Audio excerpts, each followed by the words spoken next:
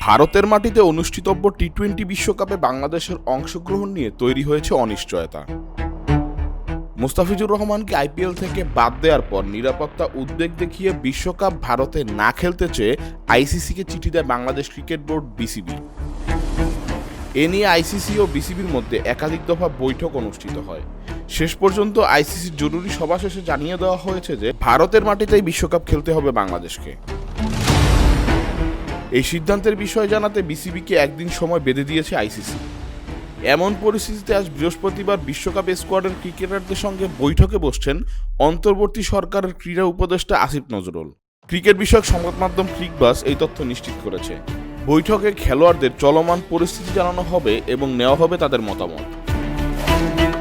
এর আগে টি-20 অধিনায়ক লিটন কুমার দাস জানিয়েছিলেন বিশ্বকাপে অংশগ্রহণ নিয়ে ক্রিকেটারদের কোনো মতামত নেওয়া হয়নি। আজ বিকেল 3টায় রাজধানীর হোটেল ইন্টারকন্টিনেন্টালে অনুষ্ঠিত হবে এই গুরুত্বপূর্ণ বৈঠক। ডেস্ক রিপোর্ট, কাল প্রকাশ।